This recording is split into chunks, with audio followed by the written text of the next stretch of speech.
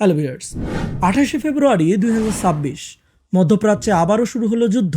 Strait of Hormuz নিয়ে উত্তেজনার পারদ চরমে। তখন হাজার মাইল দূরের বাংলাদেশে শুরু হয়েছে প্যানিক বাইং, জ্বালানি রেশনিং, উকি দিচ্ছে ভয়াবহ লোডশেডিংয়ের ঝুঁকি। কিন্তু প্রশ্ন হলো, হাজার মাইল দূরের কোনো বৈশ্বিক উত্তেজনা কেন বাংলাদেশের সামষ্টিক অর্থনীতি, রিজার্ভ এবং শিল্প খাতকে চোখের নিমেষেই খাদের কিনারায় ঠেলে দেয়? অথচ চমকে যাওয়ার মতো তথ্য হলো, মাত্র ২০ বছর আগে গল্পটা এমন ছিল না।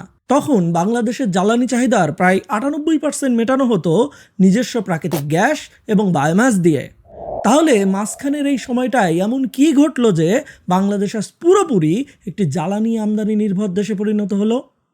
এটা কি শুধুই মাটির নিচের গ্যাস ফুরিয়ে যাওয়ার স্বাভাবিক প্রক্রিয়া, নাকি এর পেছনে লুকিয়ে আছে ভুল নীতি, আমদানির নামে বিলিয়ন বিলিয়ন ডলারের খেলা আর সিস্টেমেটিক অপচয়ের এক ভয়াবহ সত্য? কিভাবে আমরা এই ফাঁদে পড়লাম? আজকের ভিডিও সেটা নিয়ে। প্রতিটি তথ্য আপনি যাচাই করতে পারবেন পিন কমেন্টের রেফারেন্স থেকে।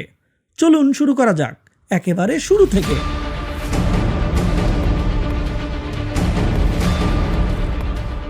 পাকিস্তান পেট্রোলিয়াম লিমিটেড পিপিএল সিলেটের হরিপুরে আজকের বাংলাদেশ সীমানার ভেতরে প্রথম গ্যাস ক্ষেত্র আবিষ্কার করে।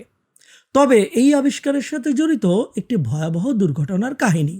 সিলেটের হরিপুরে সিলেট ১ নম্বর কূপ খননকালে মাটির প্রায় ২৩৭৭ মিটার গভীরে পৌঁছানোর পর প্রচণ্ড চাপে এক ভয়াবহ ব্লোআউটের ঘটনা ঘটে। সম্পূর্ণ ড্রিলিং রিগ ধ্বংস হয়ে যায়। মাটিতে বিশাল এক গর্ত তৈরি হয়। সেই ফাটল দিয়ে অনবরত মিথেন গ্যাস বের হতে থাকে। মুহূর্তেই সেখানে আগুন ধরে যায়। ৭০ বছর পরও সেখানকার মাটির ফাটল দিয়ে আজও গ্যাস বের হয়। সেই গ্যাসে আজও আগুন ধরানো যায়। জায়গাটি স্থানীয়ভাবে আগুন পাহাড় নামে পরিচিত। আপনি হয়তো সিলেটে গিয়ে দেখবেন, আর না হলে ইউটিউবে দেখতে পারেন। এই ব্লোআউটের কারণে বিপুল পরিমাণ গ্যাস নষ্ট হয়েছে। এরপরে আসে ১৯৬০-এর দশক। এটি ছিল গ্যাস ফিল্ড আবিষ্কারের স্বর্ণযুগ। এই সময়ে পাকিস্তান শেল অয়েল কোম্পানি আজকের বাংলাদেশের বড় বড় গ্যাস ক্ষেত্রগুলো আবিষ্কার করতে শুরু করে। এই দেখুন একটি তালিকা। দেখতেই পারতেছেন, হরিপুরা ছাতক আবিষ্কার করছে বার্মা অয়েল, আর অন্যদিকে তিতাস, হবিগঞ্জ এইসব কূপগুলো আবিষ্কার করছে পাকিস্তান শেল অয়েল কোম্পানি। নাম দেখে বিভ্রান্ত হবেন না। নামে বার্মা অয়েল কোম্পানি হলেও ওটা ছিল একটি ব্রিটিশ কোম্পানি, আর বার্মা অয়েল কোম্পানির একটি সাবসিডিয়ারি হলো পাকিস্তান পেট্রোলিয়াম লিমিটেড পিপিএল। আবার পাকিস্তান শেল অয়েল কোম্পানি ছিল ডাচ ব্রিটিশ কোম্পানি শেলের সাবসিডিয়ারি। এসব গ্যাস ফিল্ড পাকিস্তান এবং পরবর্তীতে বাংলাদেশ সরকারের নিয়ন্ত্রণের বাইরে ছিল। বিদেশিরা এসব পুরোপুরি নিয়ন্ত্রণ করত। তারাই ঠিক করত কত গ্যাস তুলবে, কাকে বেচবে, কত দামে বেচবে, আর লাভের কত % আমাদের দেবে। ১৯৭১ সালে বাংলাদেশ স্বাধীন হলো।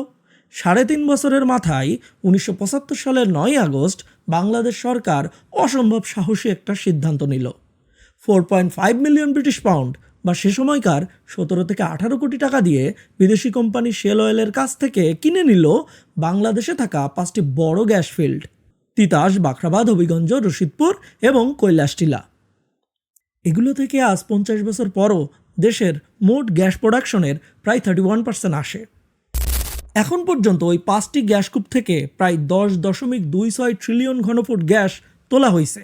এটা যে কত বিপুল পরিমাণ গ্যাস তা বোঝানোর জন্য বলি, বর্তমান গ্যাসের ব্যবহার হারে হিসাব করলে এই 10.26 ট্রিলিয়ন ঘনফুট গ্যাস দিয়ে প্রায় 1 দশক বাংলাদেশের গ্যাসের চাহিদা মেটানো সম্ভব। ১৯৭৫ সালের ৯ আগস্টের ওই সিদ্ধান্তের মাধ্যমে বাংলাদেশের মাটির তলের গ্যাসের উপরে বাংলাদেশের মালিকানা প্রতিষ্ঠিত হয়। এজন্য বাংলাদেশে ৯ আগস্ট জাতীয় জ্বালানি নিরাপত্তা দিবস পালিত হয়। যুদ্ধবিধ্বস্ত দেশের পুনর্গঠনের জন্য নিজস্ব সম্পদের উপরে নিজস্ব নিয়ন্ত্রণ প্রতিষ্ঠা করা ছিল অপরিহার্য। সে সাথে দরকার ছিল নতুন সোর্স বা গ্যাস ফিল্ড খুঁজে বের করা। স্বাধীনতার পরপরই ১৯৭২ সালে তেল গ্যাস অনুসন্ধানের জন্য প্রথম সরকারি সংস্থা তৈরি হয়, নাম বিএমওজিসি। ১৯৭৪ সালে এটি হয়ে যায় Bangladesh oil and gas corporation. সংক্ষেপে নাম দেওয়া হয় পেট্রোবাংলা। ১৯৭৫ সালে পেট্রোবাংলার অধীনে Bangladesh gas fields company limited তৈরি করা হয়, যা ১৯৭৫ সালে শেল অয়েল কোম্পানির কাছ থেকে কেনা ওই 5টি বড় গ্যাস ক্ষেত্রে day to day maintenance and অপারেশনের কাজে নিয়োজিত হয়। পেট্রোবাংলা শুরু করে তেল গ্যাসের অনুসন্ধান। ইন্টারেস্টিং ঘটনা ঘটে ১৯৮৬ সালে। এশিয়া উন্নয়ন ব্যাংক এডিবির অর্থায়নে সিলেটের হরিপুরে 7 নম্বর কূপে গ্যাস উৎপাদন বাড়ানোর জন্য খনন কাজ চলতেছিল। 24শে ডিসেম্বর 1986 হঠাৎ করেই গ্যাসের বদলে বেরিয়ে আসে অপরিশোধিত তেল। এটি ছিল বাংলাদেশের প্রথম এবং একমাত্র বাণিজ্যিক তেল ক্ষেত্র আবিষ্কারের ঘটনা। তৎকালীন সরকার একে ঐতিহাসিক মুহূর্ত হিসেবে ঘোষণা করে। এই খনি থেকে প্রথম দিকে প্রতিদিন গড়ে 300 থেকে 400 ব্যারেল তেল তোলা হতো এবং চট্টগ্রামের ইস্টার্ন রিফাইনারিতে এনে তা শোধন করা হতো। এই তেলকূপ থেকে 1987 থেকে 1994 সাল পর্যন্ত মোট 5,60,869 ব্যারেল অপরিশোধিত তেল উত্তোলন করা হয়েছিল। কিন্তু 1994 সালের 14 জুলাই তেলের প্রবাহ বন্ধ হয়ে যায়, কারণ চাপ কমে যাওয়া এবং অতিরিক্ত পানি উঠতে শুরু করা। 2005 সালে এই কূপটিকে তেলের বদলে গ্যাস ফিল্ডে কনভার্ট করা হয়। কিছু গবেষণায় বলা হয় ওই কূপে এখনও তেল থাকতে পারে, কিন্তু তা তোলার জন্য বড় ধরনের বিনিয়োগ এবং প্রযুক্তি দরকার। পরবর্তীতে 90-এর দশকে দেশে গণতন্ত্র আসে, সে সাথে আন্তর্জাতিক তেল কোম্পানিগুলো আবারও বাংলাদেশে ফিরে আসে। শেল, ইউনিকল, কেয়ার্ন এনার্জির মতো কোম্পানিগুলো বাংলাদেশে কাজ শুরু করে। রাষ্ট্রীয় প্রতিষ্ঠান বাপেক্স 1995 সালে শাহবাজপুর এবং 1996 সালে শালদা নদী গ্যাস ক্ষেত্র আবিষ্কার করে। 1998 সালে মার্কিন কোম্পানি ইউনিকল দেশের সবচেয়ে বড় গ্যাস ফিল্ড বিবিয়ানা আবিষ্কার করে। 2007 সালে এই গ্যাস ফিল্ড থেকে গ্যাস উত্তোলন শুরু হয়। বর্তমানে মার্কিন কোম্পানি শেভরন এই গ্যাস ক্ষেত্রটি পরিচালন করে। বাংলাদেশের গ্যাস উৎপাদনের একটি বিশাল অংশ এখন শেভরনের কন্ট্রোলে আছে। স্বাধীনতার পর বিশেষ করে 80 এবং 90-এর দশকে দেশের অর্থনীতি দ্রুত বাড়তে থাকে। এখন তো তৈরি পোশাক খাত একাই জিডিপির প্রায় 10% এবং মোট রপ্তানির 81%-এরও বেশি এই খাত থেকেই আসে। নতুন কলকারখানা হলো, গ্রামে গ্রামে বিদ্যুৎ পৌঁছে গেল, মানুষের জীবনযাত্রার মান বেড়ে গেল, সুতরাং গ্যাসের চাহিদাও বাড়ল দ্রুত গতিতে। 2017 সালে দেশে গ্যাস তোলা হতো প্রতিদিন প্রায় 2700 মিলিয়ন ঘনফুট। 2024 সালের শেষে তা নেমে হয়ে গেল 1800 থেকে 1900 মিলিয়ন ঘনফুট। গ্যাস তোলার পরিমাণ প্রতি বছর 4.64% হারে কমতেছে, কিন্তু চাহিদা তো বাড়তেছে। প্রতিদিনের ঘাটতি 1200 থেকে 1300 মিলিয়ন ঘনফুট। মজুদ গ্যাসের অবস্থা আরও ভয়ঙ্কর। 2010 সালের সর্বশেষ হিসাব অনুযায়ী মোট উত্তোলনযোগ্য গ্যাস ছিল 28.79 ট্রিলিয়ন ঘনফুট। 2024 সালের জুনে এসে বাকি ছিল মাত্র 8.66 ট্রিলিয়ন ঘনফুট। বিশেষজ্ঞরা সতর্ক করেছিল নতুন গ্যাস ফিল্ড আবিষ্কার করা না গেলে ভবিষ্যতে বড় ধরনের গ্যাসের ঘাটতি এবং ক্রাইসিস দেখা দিতে পারে। নিজস্ব গ্যাসের ঘাটতি মেটাতে 2018 সাল থেকে বাংলাদেশ এলএনজি আমদানি শুরু করে। দুটি প্রক্রিয়ায়, দীর্ঘমেয়াদী চুক্তি এবং স্পট মার্কেট। দীর্ঘমেয়াদী চুক্তির আওতায় বাংলাদেশ কাতার এবং ওমানের কাছ থেকে এলএনজি আমদানি করে। এর মধ্যে কাতার বাংলাদেশের সবচেয়ে বড় সরবরাহকারী। মোট এলএনজি আমদানির প্রায় 42% কাতার থেকেই আসে। অন্যদিকে জরুরি প্রয়োজনে চাহিদা মেটাতে স্পট মার্কেট থেকে 16টি অনুমোদিত কোম্পানির মাধ্যমে এলএনজি কেনা হয়। এই তরল গ্যাস এলএনজি ক্যারিয়ারে চট্টগ্রামের মহেশখালী দ্বীপের কাছে স্থাপিত দুটি ভাসমান টার্মিনাল বা ফ্লোটিং স্টোরেজ রিগ্যাসিফিকেশন ইউনিটে আনা হয়। মার্কিন কোম্পানি এক্সিলারেট এনার্জি এবং দেশীয় সামিট গ্রুপের মালিকানাধীন এই দুই টার্মিনালে প্রতিদিনের ধারণ ক্ষমতা দৈনিক 500 মিলিয়ন ঘনফুট। এই টার্মিনালগুলোতে -162 ডিগ্রি সেলসিয়াসে থাকা তরল গ্যাসকে পুনরায় বায়বীয় গ্যাসে রূপান্তরিত করা হয়। এরপর 30 কিলোমিটার দীর্ঘ সাবসি পাইপলাইনের মাধ্যমে জাতীয় গ্যাস ট্রান্সমিশন গ্রিডে সেই গ্যাস যুক্ত করা হয়।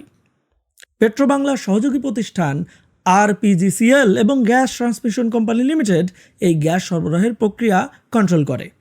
ওদিকে তেলের কী অবস্থা? 2024-25 অর্থবছরে আমাদের দেশের মোট জ্বালানি তেলের চাহিদা ছিল 68,35,000 টন। এই হিসাবের ভেতরে কিন্তু পেট্রোল, অকটেন, ডিজেল, কেরোসিন এমনকি ফার্নেস অয়েল সব কিছু আছে। এই চাহিদা মেটাতে দুটি উৎসের উপরে নির্ভর করে বাংলাদেশ। প্রথম উৎস হলো নিজস্ব গ্যাস ক্ষেত্র থেকে পাওয়া কনডেনসেট বা হালকা তেল, আর দ্বিতীয় উৎস হলো বিদেশ থেকে আমদানি করা পরিশোধিত আর অপরিশোধিত তেল। বাংলাদেশের বিবিয়ানা বা তিতাসের মতো গ্যাস ফিল্ড থেকে গ্যাস তোলার সময় বাই প্রোডাক্ট হিসেবে পাওয়া যায় কনডেনসেট। পরিমাণটা বছরে প্রায় 26,75,000 ব্যারেল। দেশের প্রায় 100% পেট্রোল এবং প্রায় 50% অকটেনের চাহিদা এই দেশীয় কনডেন্সার থেকেই মেটানো হয়। কিন্তু গল্পের আসল টুইস্ট লুকিয়ে আছে ঠিক এখানেই।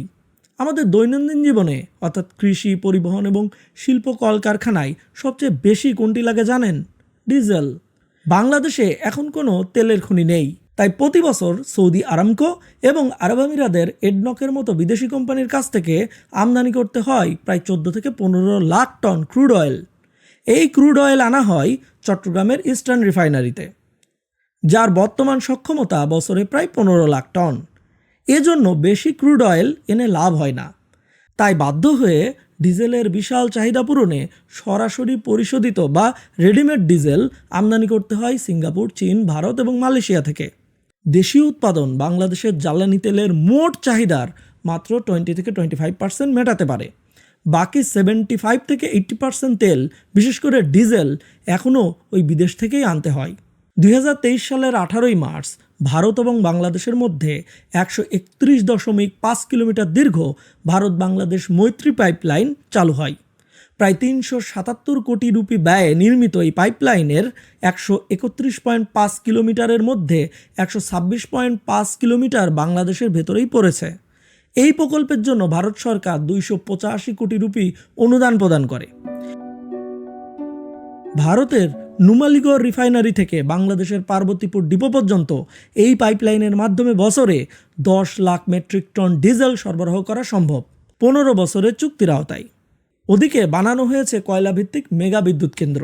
পায়রা, রামপাল এবং মাতারবাড়ির মতো এইসব পাওয়ার প্ল্যান্টের জন্য বিপুল পরিমাণ কয়লা ইন্দোনেশিয়া এবং দক্ষিণ আফ্রিকার মতো দেশ থেকে সমুদ্রপথে আনা হয়। আইইএর তথ্য মতে 2000 থেকে 2023 সালের মধ্যে বাংলাদেশে কয়লা আমদানি প্রায় 545% বৃদ্ধি পেয়েছে। শুধুমাত্র 2024 সালের মার্চ মাসেই প্রায় 15 লাখ টন কয়লা আমদানি করা হয়েছে। মাতারবাড়ি গভীর সমুদ্র বন্দরে কোল্ড হ্যান্ডলিং ফ্যাসিলিটি তৈরি করা হয়েছে, যা দিয়ে বছরে প্রায় 40 লাখ টনের বেশি আমদানিকৃত কয়লা খালাস করা যাবে। আবার রান্নাবান্না এবং পরিবহন খাতে প্রাকৃতিক গ্যাসের সংযোগ কমিয়ে দিয়ে এলপিজির ব্যবহার ব্যাপকভাবে বাড়ানো হয়েছে। বাংলাদেশ বর্তমানে বছরে প্রায় 12 থেকে 16 লাখ টন এলপিজি আমদানি করে। এলপিজি আমদানির প্রধান উৎস হল যুক্তরাষ্ট্র, নাইজেরিয়া, অ্যাঙ্গোলা এবং শ্রীলঙ্কা। 2024 সালে বাংলাদেশ আমেরিকার কাছ থেকে 188 মিলিয়ন মার্কিন ডলার এবং নাইজেরিয়ার কাছ থেকে 127 মিলিয়ন মার্কিন ডলারের এলপিজি আমদানি করেছে। এলপিজি আমদানির প্রায় পুরো বাজারটি প্রাইভেট সেক্টর নিয়ন্ত্রণ করে। সেখানে প্রায় 3.5 বিলিয়ন মার্কিন ডলারের ইনভেস্টমেন্ট আছে। কোন দেশ থেকে কি আমদানি করা হয় এই চার্টে আপনি বিস্তারিত দেখতে পারেন। এই বিশাল আমদানির কারণে বিপুল পরিমাণ বৈদেশিক মুদ্রা ড্রেন হচ্ছে বা ব্যয় হচ্ছে। 2025 সালে 109টি এলএনজি কার্গো আমদানি করতে প্রায় 3.88 বিলিয়ন ডলার খরচ হয়েছে। দেশীয় গ্যাসের দাম যেখানে প্রতি ঘনমিটারে গড়ে প্রায় পড়ে 3 টাকা বা 3.5 টাকা, সেখানে ইম্পোর্টের এলএনজি প্রাইস ছিল গড়ে প্রায় 55 টাকা, এখন আরও বেশি। ওদিকে এলপিজি আমদানিতে খরচ হয়েছে আরও 1.2 থেকে 1.4 বিলিয়ন মার্কিন ডলার। 2025-26 অর্থবছরে দেশের গ্যাস অনুসন্ধান এবং কূপ খননের জন্য বার্ষিক উন্নয়ন কর্মসূচিতে বরাদ্দ করা হয়েছে 11.29 বিলিয়ন টাকা। অথচ এই অর্থ বছরে যে পরিমাণ এলএনজি আমদানি হবে তার মূল্য এর চেয়ে 51 গুণেরও বেশি। অর্থাৎ নিজস্ব সক্ষমতা বৃদ্ধির চেয়ে আমদানির পেছনেই বেশি অর্থ ঢালতে হচ্ছে, কারণ এটা ইমিডিয়েট সলিউশন। 2012 সালে মিয়ানমার এবং 2014 সালে ভারতের সাথে সমুদ্র সীমা বিরোধ নিষ্পত্তির পর বঙ্গোপসাগরে বিশাল অর্থনৈতিক এলাকা বাংলাদেশের অধিকারে আসে। কিন্তু গত এক দশকে সেখানে উল্লেখযোগ্যভাবে কোনো তেল গ্যাসের অনুসন্ধান পরিচালিত হয়নি। নিজস্ব গ্যাস অনুসন্ধানের এই ব্যর্থতাই আমদানি নির্ভরতাকে দীর্ঘস্থায়ী করেছে। নরওয়েজিয়ান কোম্পানি টিজিএস এবং এসএলবি যৌথভাবে বঙ্গোপসাগরের প্রায় 75,000 বর্গ কিলোমিটার এলাকায় 2D সাইজমিক সার্ভে করে তথ্য সংগ্রহ করেছিল। 2024 সালের 9 মার্চ পেট্রোবাংলা দরপত্র আহ্বান করে। সাগরে মোট 24টি ব্লকে তেল গ্যাস অনুসন্ধানের জন্য এই দরপত্র আহ্বান করা হয়। শেভরন, এক্সন মোবিল, পেট্রোনাস, ইমপ্যাক্স, সিনুকের মতো 60টি আন্তর্জাতিক কোম্পানি দরপত্র দলিল কিনেছিল এবং 9টি কোম্পানি ডেটা প্যাক কিনেছিল। দরপত্র জমা দেওয়ার সময় শেষ হয় 9 ডিসেম্বর 2024, কিন্তু একটি কোম্পানিও বিড করেনি। অনেকের ধারণা রাজনৈতিক অনিশ্চয়তা, চুক্তি বাতিলের ঝুঁকিসহ নানান কারণে বিদেশি কোম্পানিগুলো সাহস করেনি। জ্বালানি নিরাপত্তা না থাকলে এবং কেবল জ্বালানি আমদানির উপরে নির্ভর করার পরিণাম কতটা ভয়ঙ্কর হতে পারে সেটাই 2026 সালের মার্চ এপ্রিলে এসে বাংলাদেশ হারে হারে টের পাচ্ছে। আমেরিকা ইসরায়েল জোট ইরানে যুদ্ধ শুরু করলে তেলের বিশ্ববাজার টালমাটাল হয়ে ওঠে। মিডল ইস্টের স্ট্রেট অফ হরমুজ, যে পথ দিয়ে প্রতিদিন 2 কোটি ব্যারেল তেল আর 22% এলএনজি পার হয়, সেই পথে জাহাজ চলাচলে বিঘ্ন ঘটে। ব্যাস, তেল গ্যাসের দাম বেড়ে যায় বিশ্ববাজারে, আর এর সরাসরি ধাক্কা এসে লাগে বাংলাদেশের বুকে। পরিস্থিতি সামাল দিতে সরকার বাধ্য হয়ে শুরু করে রেশনিং। ওদিকে শুরু হয়েছে প্যানিক বাইং, দুষ্টুরা করতেছে মজুদদারি, তেলের পাম্পে তৈরি হয়েছে বিশাল লাইন, দেখা দিয়েছে লোডশেডিংয়ের ঝুঁকি। এতক্ষণ তো দেখলেন গ্যাস ফুরাচ্ছে, আমদানি বাড়তেছে এবং ডলার যাচ্ছে, কিন্তু এই মহামূল্যবান তেল গ্যাস কতটুকু দক্ষতার সাথে ব্যবহার করা হচ্ছে, এখানেই আসল ট্র্যাজেডি। 2023-24 অর্থবছরে দেশীয় গ্যাস প্লাস আমদানিকৃত এলএনজি মিলিয়ে মোট গ্যাস ব্যবহার হয়েছে 947.2 বিলিয়ন ঘনফুট। দেখতেই পারতেছেন, জাতীয় গ্রিডের জন্য বিদ্যুৎ উৎপাদনে খরচ হয়েছে গ্যাসের 39%, আমি রাউন্ড ফিগার বলতেছি। শিল্প খাতে গ্যাস যায় 18%। এরপর সবচেয়ে বেশি গ্যাস টানে যে খাত, তার নাম ক্যাপটিভ পাওয়ার। এটা কি কইতেছি, দেশের অনেক শিল্প প্রতিষ্ঠান জাতীয় গ্রিডের বিদ্যুতের উপরে ভরসাই করতে পারে না। তাদের যুক্তি, কারখানার উৎপাদন কোনোভাবেই ব্যাহত করা যাবে না, আর এই যুক্তিতে নিজেদের ফ্যাক্টরি চালাতে তারা বসিয়েছে নিজস্ব ছোট ছোট গ্যাস চালিত বিদ্যুৎ কেন্দ্র। দেশের মোট গ্যাসের 17% যাচ্ছে এই ক্যাপটিভ পাওয়ার প্ল্যান্টগুলো চালাতে। এসব ছোট ছোট ক্যাপটিভ পাওয়ার প্ল্যান্টের গড় ইফিসিয়েন্সি 35%-এর আশেপাশে। অন্যদিকে সরকারি বিদ্যুৎ কেন্দ্র, যেমন বাংলাদেশ বিদ্যুৎ উন্নয়ন বোর্ডের ঘোড়াশাল বা বিবিআনার মতো বড় বড় গ্যাস ভিত্তিক কম্বাইন সাইকেল বিদ্যুৎ কেন্দ্রগুলো, যা জাতীয় গ্রিডে বিদ্যুৎ দেয় এবং ফুল লোডে চললে তাদের গড় ইফিসিয়েন্সি 54-60% পর্যন্ত হয়। শুধু তাই না, এসব বড় প্ল্যান্টে বিদ্যুৎ উৎপাদনের খরচ অনেক কম। ট্র্যাজেডি হলো, জাতীয় গ্রিডের এই সাশ্রয়ী বিদ্যুৎ কেন্দ্রগুলো অনেক সময় বন্ধ হয়ে থাকে গ্যাসের অভাবে, আর অন্যদিকে মূল্যবান গ্যাস ঠিকই চলে যায় ওই কম ইফিসিয়েন্ট ক্যাপটিভ বিদ্যুৎ কেন্দ্রগুলোতে। একটা ডেটা খেয়াল করুন, 2009 সালে বাংলাদেশের মোট বিদ্যুৎ উৎপাদন সক্ষমতা ছিল মাত্র 4,942 মেগাওয়াট, আর মার্চ 2026 সাল পর্যন্ত বিদ্যুৎ উৎপাদনের ক্ষমতা গিয়ে দাঁড়িয়েছে এখন 28,919 মেগাওয়াট। এই সক্ষমতার 10-11% কিন্তু ওই ক্যাপটিভ পাওয়ার প্ল্যান্ট। বাংলাদেশের বিদ্যুতের সর্বোচ্চ চাহিদা 18,000 মেগাওয়াট পর্যন্ত এখনও পৌঁছায় নাই, অর্থাৎ 66% অতিরিক্ত ক্ষমতা বা রিজার্ভ মার্জিন। দেশে প্রচুর বিদ্যুৎ কেন্দ্র বসানো হয়েছে। এর পেছনে অন্যতম একটি প্রভাবক হলো 2010 সালের বিদ্যুৎ এবং জ্বালানি দ্রুত সরবরাহ বৃদ্ধি আইন। এই আইনের জোরেই কোনো রকম কম্পিটিটিভ বিডিং ছাড়াই হুড়মুড় করে অসংখ্য বেসরকারি বিদ্যুৎ কেন্দ্রের অনুমোদন দেওয়া হয়। জ্বালানি কোত্থেকে আসবে সেই চিন্তা আগে না করে ধুমধাম বিদ্যুৎ কেন্দ্র বসিয়ে দেওয়া হয়। এগুলো সচল রাখতে হলে বিদেশ থেকে ফার্নেস অয়েল, ডিজেল, কয়লা আমদানি করতে হবে। ব্যাপারটা আসলে কেমন জানেন? আপনি বন্দুক কিনে ঘর ভরে ফেলছেন, কিন্তু গুলি আছে মাত্র একটা, তাহলে লাভ কি বলেন? বরং এত এত বন্দুক ঘষা মাজা এবং মেনটেন্যান্স করতেই আপনার সময় এবং টাকা দুটোই অপচয় হবে। এখানেই বিষয়টা তেমনই। বিশ্ববাজারে যখন ফসিল ফুয়েলের দাম কম থাকে, তখন এই আমদানির তেজ অতটা আপনার গায়ে লাগবে না, কিন্তু যখনই বিশ্ববাজারে দাম বাড়ে, ঠিক তখনই বাধে বিপত্তি। এত বিদ্যুৎ কেন্দ্র বসানোর পক্ষে যুক্তি হলো, রিজার্ভ বা স্ট্যান্ড বাই রাখার জন্য বেশি বিদ্যুৎ কেন্দ্র বসানো হয়েছে, অর্থাৎ একটি যদি আন্ডার মেনটেন্যান্স থাকে, তাহলে অন্য আরেকটি ব্যাকআপ দিতে পারে। কাউন্টার আর্গুমেন্টে আবার অনেকেই বলে, একটি উন্নয়নশীল জ্বালানি আমদানি নির্ভর দেশের জন্য এত বিশাল, অর্থাৎ 66.1% রিজার্ভ মার্জিন অনেক ঝুঁকিপূর্ণ। তাও আবার মেজরিটি বিদ্যুৎ কেন্দ্র যদি সরকারের নিয়ন্ত্রণে থাকতো, তাহলে সমস্যা এত বেশি হতো না। কিন্তু এখন বিদ্যুতের সিংহভাগই আসে প্রাইভেট সেক্টর থেকে। অনেক বিদ্যুৎ কেন্দ্র বসানো হয়েছে ভাড়াভিত্তিক, চলুক আর না চলুক সেগুলোর ভাড়া দিয়ে যেতেই হবে। সে এক ভিন্ন আলোচনা, অন্য দিন বলবো। গত 15 বছর ধরে বেসরকারি বিদ্যুৎ কেন্দ্রগুলোকে ভাড়া হিসেবে সরকার দিয়েছে 1,05,000 কোটি টাকা।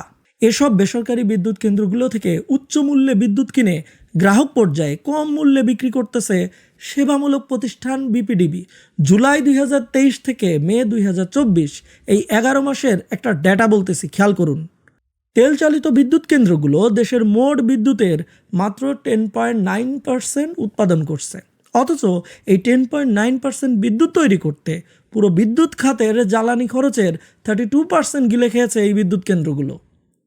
সমাধান হলো, আমদানি যখন করতেই হচ্ছে, আমদানিকৃত জ্বালানির সর্বোচ্চ সদ্ব্যবহার নিশ্চিত করতে হবে। সেহেতু ইফিশিয়েন্ট পাওয়ার প্ল্যান্টগুলোতে ফুয়েল আগে দিতে হবে। আবার পরিবহন সেক্টরের কথা চিন্তা করুন। পুরাতন রংচটা পাবলিক পরিবহন এবং গাড়ি সরিয়ে ভালো ফুয়েল ইফিসিয়েন্সি দেয় এমন পরিবহন এবং গাড়ি নামাতে হবে। যে গাড়ি যত বেশি ফুয়েল ইফিসিয়েন্ট তার ট্যাক্স হবে তত কম, এমন নিয়ম করেন। বাংলাদেশ সরকার দেখবেন কিচ্ছুতা সাধনের নামে আপনাকে ঠিকমতো লাইট আপ করতে বলবে এসির টেম্পারেচার কমিয়ে রাখতে। এসব ভালো উপদেশ, অথচ সরকারি অফিসগুলোতে দেখবেন পুরাতন গাড়ি বছরের পর বছর ধরে মেরামত করে চালানো হচ্ছে। এগুলো প্রচুর তেল খাচ্ছে। আবার বড় বড় হর্তাকর্তারা ঢাকার রাস্তায় 2700 সিসি 3300 সিসি গাড়ি চালাচ্ছে, জ্যামে আটকে থাকতেছে ঘন্টার পর ঘন্টা, এসি চলতেছে, গ্রীষ্মের গরমে স্যুট পরে অফিস করতেছে। কন্ট্রাডিকশন হয়ে গেল না? যাই হোক, তো রূপপুর নিউক্লিয়ার বিদ্যুৎ কেন্দ্রের কি হলো? After all $12.65 billion project. রূপপুরের বিদ্যুৎ ন্যাশনাল গ্রিডে এলে বেশ ভালো রকমের স্বস্তি পাবে বাংলাদেশ, এটা অন্তত আশা করা উচিত। তবে সব কথার শেষ কথা, দরকার নিজেদের খনি। পেট্রোবাংলা মহাপরিকল্পনা হাতে নিয়েছে। 2028 সালের মধ্যে দেশে নতুন কূপ, পুরাতন কূপ সংস্কার, উন্নয়ন, অনুসন্ধান সব মিলিয়ে 100+ প্রজেক্টে হাত দিয়েছে তারা। বাপেক্স এবং বিদেশি কোম্পানি মিলে একযোগে 11টি রিগে এখন কাজ করতেছে। সস্তা এবং নিরবচ্ছিন্ন বিদ্যুৎ ছাড়া আমাদের গার্মেন্ট শিল্প কোনোভাবেই টিকবে না। আর হরমুজ প্রণালীতে এই সাম্প্রতিক সংকট আমাদের চোখে আঙ্গুল দিয়ে দেখিয়ে দিল, জ্বালানি নিরাপত্তা শুধু কলকারখানা চাকা ঘোরানোর জন্য না, এটি স্বাধীন রাষ্ট্রের অর্থনৈতিক সার্বভৌমত্ব রক্ষার সবচেয়ে বড় হাতিয়ার। জ্বালানি সংকট কেবলই জ্বালানির ঘাটতির সমস্যা না, এটি ব্যবস্থাপনা এবং দক্ষতারও পরীক্ষা। আজকের এই বিস্তারিত অ্যানালাইসিস আপনাদের কেমন লাগলো? তথ্যগুলো আপনি ভেরিফাই করে দেখতে পারেন। রেফারেন্সগুলো আমি কমেন্টে পিন পোস্টে দিয়ে রাখবো। অনেকগুলো রেফারেন্স একটা কমেন্টে না হলে 2-3টা কমেন্টে দিয়ে রাখবো। যেহেতু বাংলাদেশের ইস্যু, কোনো তথ্য আপনার মন মতো না হলেই সেটা বিশ্বাস করতে আপনার কষ্ট হবে, আমি ব্যাপারটা বুঝি। ব্যাপার না, মানুষ মাত্রই ভুল হয়, আমারও তো ভুল হতে পারে। আর যদি ভুল হয় তাহলে আমি দুঃখিত। ভিডিওটি তথ্যবহুল মনে হলে অবশ্যই চ্যানেলটি সাবস্ক্রাইব করে সাথে থাকবেন। এখন যে স্ট্রেট অফ হরমুজ নিয়ে এত আলোচনা, সেই হরমুজ প্রণালী একসময় দাপিয়ে বেড়াতো কারা জানেন? পর্তুগিজরা। এরপর ব্রিটিশ ইস্ট ইন্ডিয়া কোম্পানির হেল্প নিয়ে ইরানের এক বিখ্যাত বাদশাহ পর্তুগিজদের তাড়িয়ে দিয়েছিল হরমুজ প্রণালী থেকে। কিন্তু কিভাবে? আর ইরান কিভাবে শিয়া ডমিনেটেড কান্ট্রি হয়ে গেল? এসব বিষয়ে আমার এই ভিডিওটি দেখতে পারেন। ভিডিওটি ভালো লাগলে অবশ্যই লাইক দেবেন এবং শেয়ার করবেন। আর এমন ভিডিওর জন্য চ্যানেলটি সাবস্ক্রাইব করে বেল আইকন প্রেস করবেন। It will really help us. দেখা হবে পরের ভিডিওতে।